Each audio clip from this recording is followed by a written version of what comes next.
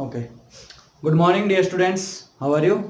सभी बढ़िया है बच्चों। जो कल का लेक्चर था आपका एक तरह से ओरिएंटेशन टाइप लेक्चर हमने बनाया था आपके हॉलीडेज खत्म होने के बाद, और उसमें हमने सेकंड यूनिट जो आपकी थी उसको थोड़ा सा मतलब बहुत कम, मैं नहीं कहता उसको रिवीजन नहीं मानता, लेकिन आपको एक बार फ्लो में लाने के लिए कि ये चीज़ें आपको हम पढ़ा चुके हैं, आपको पढ़ाई आ जानी चाहिए थी उन सभी की जो हमने करा दी है। तो उस तरह से हमने किया था जो सेकंड लेक्चर अब आज जो आ रहा है छुट्टियों के बाद, आज का आपका सेकंड लेक्चर है, उसमें हम एक नई यूनिट शुरू करने वाले हैं जो आपकी यूनिट नंबर 3 है 9th क्लास की। और आप ये कह सकते हो कि half of the syllabus is completed. आपकी 4 यूनिट्स है, उसमें से 2 यूनिट हमने अच्छे से कंप्लीट कर लिए हैं। अभी एक बार थ्योरी कंप्लीट करेंगे, फिर इसके क्वेश्चन आंसर न्यूमेरिकल्स जो भी हैं वो नेक्स्ट राउंड में, जैसे थ्योरी कंप्लीट होगी फिर क्वेश्चंस प्रैक्टिस करेंगे हम। तो आपको किसी भी तरह से टेंशन लेने की ज़रूरत नहीं है। तो बच्चों एक बार फिर से स्वागत आप सभी का हमारे चैनल इंसेप्शन एक आरंभ में। मेरा नाम है मनीष कुमार और मैं पढ़ा रहा हूँ आपको केमिस्ट्री। आपने चैनल को अब तक अगर सब्सक्राइब नहीं किया है तो please do subscribe, share and like the videos. तो स्टार्ट करते हैं आज का lecture, unit 3 atoms and molecules. बच्चों हमने जो फर्स्ट यूनिट और सेकंड यूनिट थी matter in our surrounding and is matter around us, pure pure में मैटर के बारे में अच्छे चीजें पढ़ ली थी हमने कि मैटर क्या होता है। Anything that occupy some space and have some mass is called matter. उसकी अलग अलग थ्योरी आई थी, काफ़ी हमने पुरानी छोटी क्लासेस में भी, अभी 9th में भी मैटर के बारे में बहुत कुछ पढ़ा है कि क्या क्या टाइप्स होती है, फॉर्म क्या होती है, solid liquid gas, pure mixture, compound, molecule, atom, element सब पढ़ चुके हैं हम। इस यूनिट में हम एटम के बारे में पढ़ेंगे। एटम देखो, मैं मैटर क्यों बताया कि मैटर किससे मिलके बना है, एटम से मिलके बना है। जैसे आपके पास कोई भी चीजें हैं, sugar, salt, sand, diamond, graphite, copper, जो भी चीज आप देख सकते हो, pencil, pen, shirt, phone, stand, अलमीरा, बेड एक्सेट्रा, सभी क्या है, एक तरह से मैटर है। तो आपको जानकर बहुत खुशी होगी, साइंस में हम इंडियंस थोड़े से, जो मॉडर्न साइंस है उसमें थोड़े से पीछे रहे हैं दुनिया से, लेकिन एटम्स और मॉलिक्यूल्स और मैटर के बारे में जो हमारी थ्योरी थी, ये हमारी जो प्राचीन संस्कृति थी, जो पुराने समय से हमारे ऋषि मुनियों ने अपनी थ्योरीज बना रखी थी, उसमें इन्होंने इसके बारे में जिक्र किया हुआ है। और आपको बड़ा अच्छा लगेगा सुन के कि एटम के बारे में या मैटर के बारे में जो सबसे पहले एक थ्योरी दी थी वो हमारे एक ऋषि मुनि ने दी थी, महर्षि कन्नड़ ने। तो मैटर को जो हम कहते हैं, हिंदी में कहते हैं पदार्थ, पदार्थ है ना। पदार्थ क्या होता है? मैटर। और ये क्या होता है? Occupy some space and have some mass, anything that occupy some space and have some mass, पदार्थ होता है मैटर। इसके बारे में देखो, एक हमारे थे ऋषि मुनि, क्या थे? कन्नड़, महर्षि कन्नड़ फिलोसफर थे एक तरह से। उन्होंने कहा था कि जो मैटर होता है हमारा, ये बहुत छोटी छोटी चीजों से मिलके बना होता है, जिसको उन्होंने कहा था परमाणु। कि जो मैटर होता है वो परमाणु, मतलब मैटर को हम तोड़ते जाएंगे तोड़ते जाएंगे तोड़ते जाएंगे तोड़ते जाएंगे, जब लास्ट में आ जाएगा तो बहुत छोटी छोटी चीजें बचेगी, मतलब बहुत स्मॉल पार्टिकल से मिलके एक मैटर बनता है, पदार्थ बनता है। और ये पदार्थ जिन चीजों से मिलके बनता है उसको कहते हैं परमाणु।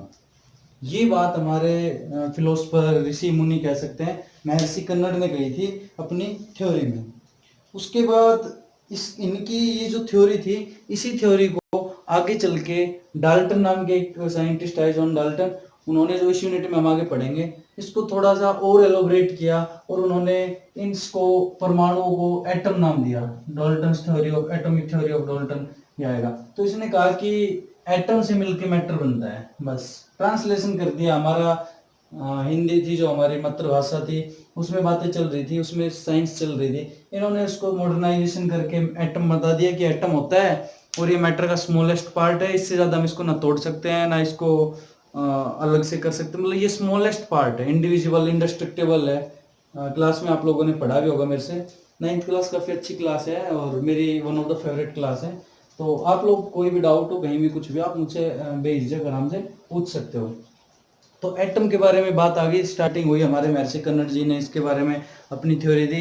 उसके बाद जॉन डाल्टन आए, जॉन डाल्टन ने अपनी थ्योरी दी। उन्होंने बताया कि भाई एटम होता है, एटम से मिलकर सारे मैटर बने हुए होते हैं, और मैटर को अगर हम तोड़ेंगे तो एटम में आएगा, और एटम को फर्दर तोड़ेंगे तो इसके बाद नहीं टूटेगा, इंडिविजिबल होता है। ठीक है। उसके बाद भाई हमारे एक और ऋषि मुनि आए, नाम मैं एक बार पढ़ के बताता हूँ। पैकुदा कत्यायमा, पैकुदा कत्यायमा, आप कैसे प्रोनाउंस करोगे देख लेना। पैकुदा कत्या, स्पेलिंग देखने दो मुझे। पैकुदा कत्यायमा, कत्यायमा। नए एक और इंडियन फिलोसफर या ऋषि मुनि कह सकते हो, वो आए। उन्होंने कहा कि जो होते हैं वो मैटर होता है, उसके जो पार्टिकल होते हैं, जैसे इन्होंने कहा था महर्षि कर्नड ने कि परमाणुओं से मिलकर पदार्थ बनता है या फिर एटम से मिलकर मैटर बनता है। इन्होंने एक नई थ्योरी दी कि भाई जरूरी नहीं है कि सभी एटम से मिलकर मैटर बनाओ। ऐसा हो सकता है कि 2-3 एटम ने मिलकर कुछ चीज बना रखी हो, और फिर ये चीज मिलके बार बार बार बार ये ऐसे चीज मिलके तब भी मैटर बन सकता है। मतलब उसने कहा कि एटम स्मॉल स्केल पे एक दूसरे से मिलकर एक नई चीज बना सकते हैं, और उसको नाम दिया इन्होंने मॉलिक्यूल। क्या नाम दिया उन्होंने? मॉलिक्यूल। ठीक है भाई। और इन्होंने इसका नाम दिया, हाँ, मॉलिक्यूल। तो बात समझ में आई आपको? बेसिक चीज क्या थी कि महर्षि कर्नड ने अपनी थ्योरी दी, उसमें उन्होंने कहा कि भाई परमाणु से मिलकर पदार्थ बनता है, और परमाणु से छोटी कोई इकाई नहीं होती, इसको और ज्यादा हम नहीं तोड़ सकते। अगर किसी मैटर को, पदार्थ को तोड़ेंगे तो जो लास्ट चीज टूटेगी उससे ज्यादा हम नहीं तोड़ पाएंगे, उसको बोलेंगे परमाणु। जॉन डाल्टन आए, जिसकी थ्योरी हमें आगे पढ़नी है इस यूनिट में। उन्होंने कहा कि भाई एटम होता है, एटम होता है वो स्मॉलेस्ट यूनिट होता है किसी भी मैटर का, एटम से मिलकर मैटर बनता है। उसके बाद हमारे नए फिलोसफर आए पैकुदा कत्यायम। इन्होंने कहा कि जरूरी नहीं है सारे एटम एक एक करके मिलकर मैटर बना रहे हो। ऐसा हो सकता है कि 3 एटम इकट्ठे मिलके, जैसे हाइड्रोजन और ऑक्सीजन मिलके H2O बना ले, और फिर बहुत सारा H2O हम इकट्ठा कर दें, तो इस जो एक यूनिट होगी इसको बोलेंगे मॉलिक्यूल। और ये जो बहुत ज्यादा बनेगा वाटर, इसको मैटर बोल देंगे कि ये पानी है भाई, ये पदार्थ है पानी, वाटर। और जबकि ये क्या है, इसका मॉलिक्यूल, और ये हाइड्रोजन क्या है, एटम। तो इस तरह से हमारा एटम, मॉलिक्यूल और मैटर, 3 चीजों को अलग अलग लोगों ने इस तरह से स्टेप बाय स्टेप एक्सप्लेन किया। तो इस यूनिट का हमारा जो मेन मोटिव है, हमने एटम के कुछ लॉ पढ़ने हैं, डाल्टन थ्योरी पढ़नी है, तो ये सब पढ़ के इस यूनिट को खत्म करना है। बेसिक जो नॉलेज हमने है उसको थोड़ा सा एलोबरेट करना है, थोड़ा सा हाई लेवल पे लेके जाना है। ज्यादा कुछ है नहीं, बिल्कुल भी घबराने की जरूरत नहीं है। कुछ समझ में नहीं आए तो आप डाउट पूछ सकते हो, व्हाट्सएप के नंबर आपके पास है, कमेंट आपको करना आता है, सब कुछ आप कर सकते हो। तो चलो, इस यूनिट में हमारे 3 लॉज हैं। आज के लेक्चर में हम एक लॉ पढ़ेंगे, तो 3 लॉ एक बार लिख लो। लॉ ऑफ, हमने पढ़ना है law of chemical combination, law of chemical combination. ठीक है भाई बच्चा पार्टी, 3 लॉ पढ़ने हमने। Law of conservation of mass,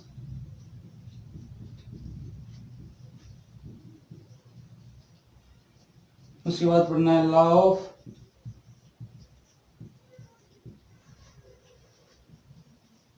constant proportion. Pen देखते हैं। और थर्ड हमारा आएगा law of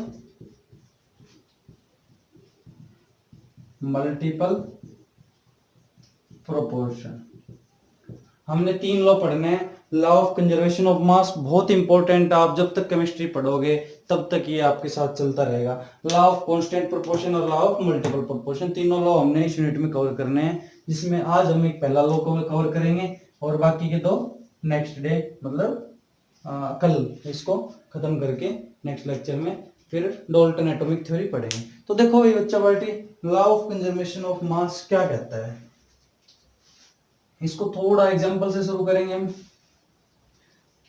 law of conservation, conservation का मतलब होता है सुरक्षित करना, संरक्षण। जैसे होता है ना कंजर्वे, नेशनल कंजर्व गार्डन, या काजीरंगा कंजर्वेशन पार्क, ये होते कुछ एक हमारे जो कि भाई कुछ वन्य जीव जैसे शेर, चीता, बाघ वगैरह जो खत्म होते जा रहे हैं दुर्लभ प्रणाली, उसको हम कहते हैं गवर्नमेंट ने कंजर्व कर दिया कि भाई इनके साथ कोई कुछ नहीं करेगा, ये कंजर्व हो गए, इनको कोई छेड़खानी, कोई चेंज अलाउड नहीं है हमारी तरफ से।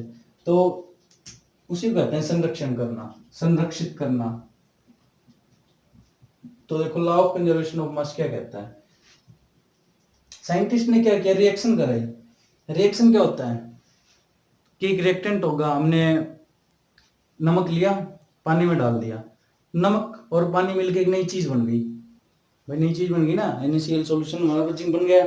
तो उस तरह की जो एटम्स मिलके कुछ रिएक्ट करते हैं, मान लो हाइड्रोजन लिया, ऑक्सीजन लिया, दोनों रिएक्ट करके कुछ बनाया, H2O बनाया, क्या हुआ, एक रिएक्शन हो गई, केमिकल रिएक्शन हो गई। तो इस तरह से लॉ ऑफ कंजर्वेशन ऑफ मास को साइंटिस्ट ने कैसे रिड्यूस किया, कैसे ऑब्जर्व किया और कैसे इसको प्रूव किया, उसके उन्होंने क्या किया, एक रिएक्शन कराई बिल्कुल बंद कंटेनर में,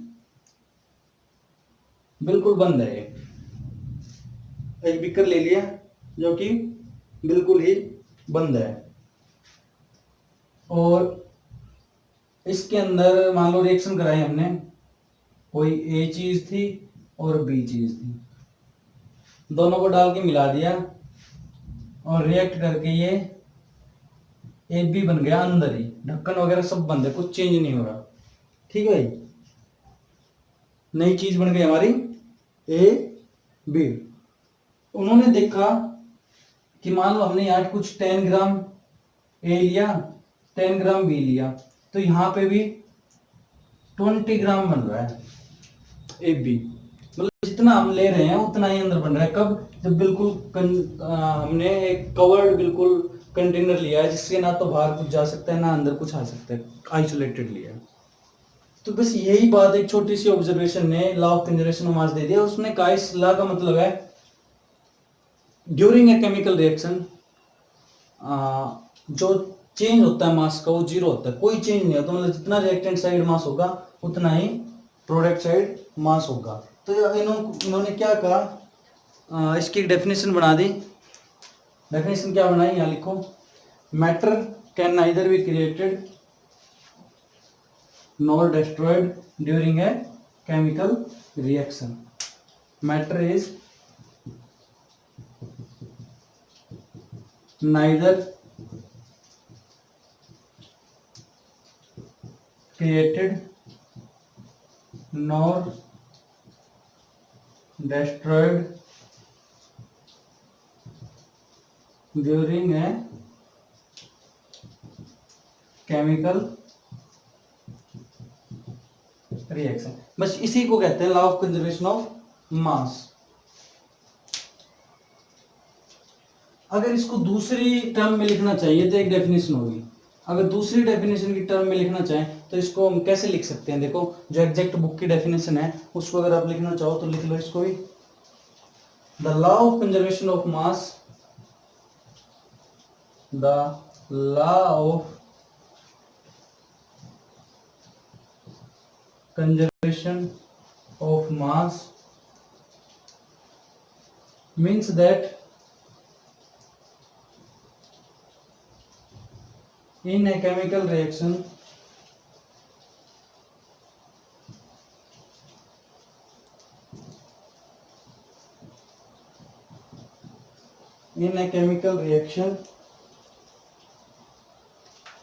the total mass of the product is equal to the total mass of reactant. The total mass of product is equals to the total mass of reactant. बस ये इसके हो गई, मतलब there is no change in mass during a chemical reaction between reactant and product, कि reactant और product के mass में कोई भी डिफरेंस नहीं होगा, जितना मास ए और बी का दोनों का ऐड करने में था उतना ही मास एक टोटल ए बी का होगा। तो बच्चों मौसम बहुत अच्छा हो रखा है, जैसे कि देख रहे हो आप, बारिश आ रही है, बाहर आवाज भी आ रही होगी, कोई बात नहीं, एंजॉय करो मौसम को, पकोड़े खाओ, कुछ चाय लो, स्नैक्स लो और पढ़ते रहो। तो एक हम एग्जांपल देखें और इसको लॉ ऑफ कंजर्वेशन ऑफ मास को वेरीफाई करने की कोशिश करेंगे। देखेंगे लेक्चर तो ज़्यादा लंबा नहीं हो रहा है, नहीं बस इसको खत्म कर रहे हैं जस्ट। तो इन्होंने कैसे प्रूव किया इसको देखो।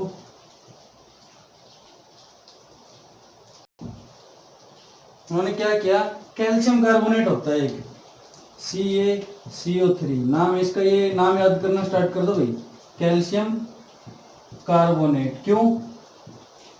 Ca मतलब होता है कैल्शियम और CO3 2 नेगेटिव, CO3 2 नेगेटिव, इसको बोलते हैं कार्बोनेट। तो यहाँ पे Ca+2 और 2 नेगेटिव, तो चार्ज जीरो हो जाता है इसलिए नहीं दिखाते हम, तो इसको बोलते हैं कैल्शियम कार्बोनेट। इन्होंने लिया 100 ग्राम ऑफ कैल्शियम कार्बोनेट एक कंटेनर में और इसको किया हीट। इसको क्या किया? हीट किया। हीट करने का मतलब केमिकल रिएक्शन स्टार्ट की। तो यहाँ देखा, यहाँ बना हमारे पास CO2। CO2 का क्या नाम होता है? Carbon die oxide. CO2 निकला और दूसरे साथ में क्या निकला? Calcium oxide, CaO, calcium oxide. ठीक है भाई, तो CaO और इसका नाम लिख दो कैल्शियम ऑक्साइड। अब एक बात बताओ, लॉ ऑफ कंजर्वेशन ऑफ मास ने क्या कहा था कि जितना मास प्रोडक्ट का होगा उतना ही रिएक्टेंट का होगा। यहाँ कितना लिया उन्होंने? 100 ग्राम।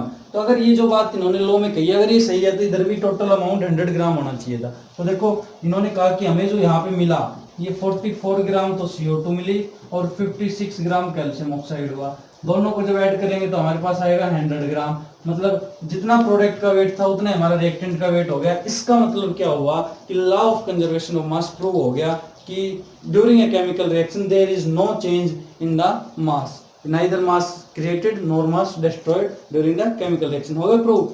तो ये एक एग्जांपल लिखना है। Law of conservation of mass की 2 डेफिनेशन लिख दी है, वो लिखना आपको। याद रहे कि हमने एक कंटेनर लिया था आइसोलेटेड। अगर आइसोलेटेड नहीं लेते हैं तो जो वेपर्स बन के निकल जाते हैं, धुआं बन के निकल जाते हैं, भाप बन के निकल जाते हैं, वो भी एक तरह से मैटर होता है, वहां पे चेंज आ सकता है। तो उसको भी आपको कंसिडर करना पड़ेगा, तब टोटल आएगा। पता चले आप पानी को उबाल रहे हो, कह रहे हो सर हमने गर्म किया पानी, हमने पहले 100 ml लिया था और 5 मिनट गर्म करने के बाद वो 90 ml रहेगा, ये तो गड़बड़ होगी। नहीं भाई, वो 10 ml वेपराइज हो गया, वही तो मैटर है। तो हमने यहाँ कैसे लिया था? कंटेनर आइसोलेटेड, की कोई चेंज बाहर नहीं जा रहा, अंदर ये सब कुछ, इसलिए। तो आज का लेक्चर इतना ही। नेक्स्ट लेक्चर में लॉ ऑफ मल्टीपल प्रोपोर्शन और कांस्टेंट प्रोपोर्शन को अच्छे से पढ़ेंगे। आप इसको समझो, ध्यान से देखो, नोट्स बनाओ। तो बच्चों मिलते हैं अगले लेक्चर में, तब तक के लिए धन्यवाद और चैनल को जरूर सब्सक्राइब करें।